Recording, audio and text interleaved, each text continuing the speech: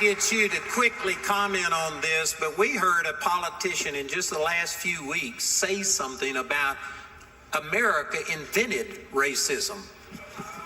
Would you just give a little perspective that really white and black slavery and stuff, slavery has been in existence throughout history, and actually there's been more whites enslaved than blacks. Jim Kane said America invented slavery. Yeah, that's what it was. Yeah, so the Jews were slaves in Egypt. Athens, 60% of the people in Athens were slaves. They were just other Greeks that were captured. You had the Romans. You'd have Julius Caesar conquered in Europe and captured people and brought them. Well, he captured people that were called Slavs, Yugoslav, Czechoslovakia, Slovenia, Slovakia. And he captured and brought them and gave them out as permanent servants, so much so that the word Slav got the connotation of a permanent servant. That's where the word came from.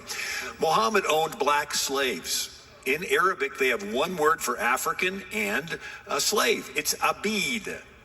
So all of the caliphs owned African slaves, and so they started a slave trade. They had slave markets for blacks in Timbuktu, where the canoe meets the caravan, Niger River, Khartoum in southern Sudan, Zanzibar Coast, Tanzania, Mozambique.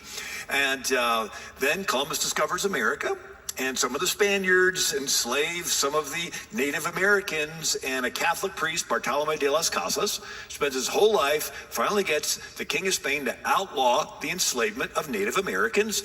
And the greedy people say, where can we get more slaves? And someone said, Africa. So they go to the Muslim slave markets and they buy Africans. And it continues for centuries.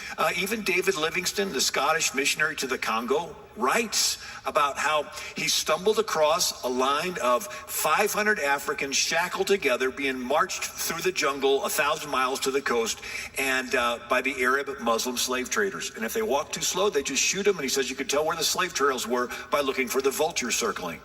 And then he said that he went through a village to witness the gospel, goes back a year later, ghost villages. They were all rounded up. Somebody gave David Livingstone a little steamboat to go up the rivers. He says it kept breaking because it would hit the bodies of the Africans that the Muslim slave traders would push in there. Even the founder of the Boy Scouts, Baden-Powell, he was stationed in Africa. He talked about the Ashanti king selling his own people into slavery, and many times for human sacrifice. And anyway, so there really was never an abolitionist movement in the Muslim world. The abolitionist movement really started in America with the Quakers. Remember, Betsy Ross was a Quaker, so the Betsy Ross flag is an anti-slavery flag. Betsy Ross. And so the Quakers, and so then Ben Franklin became the first president of the first anti-slavery society in America, and they began to spread Anthony Bezenet's book around, and Patrick Henry read it and says, I can no longer defend slavery. Patrick Henry introduces a bill to outlaw the importation of slaves into Virginia. Washington decides to free all the slaves at his death, and we begin to see this movement going across America. There were 5 groups before the Civil War. Extreme radical Republican North said slavery's wrong, end it now. The moderate Republican North said slavery's wrong, but let's transition out of it over time. Don't put them on the street if they can't even read, teach them a trade. Then you had the neutral that didn't really care about issues of life and human rights. Then you had the moderate Democrat South that said slavery's wrong, but we got to live with it. It's been there for centuries. Just treat your slave nice. And then the extreme Democrat South that said slavery's good. Let's import it into the new territories coming into the Union, and let's force the people in the North to participate in the fugitive slave law. So if a slave escapes, and so there was an escaped slave in Ripon, Wisconsin, or in one of those towns in Wisconsin. 5,000 white Wisconsins go to the jail, bust the door down, and free the black man.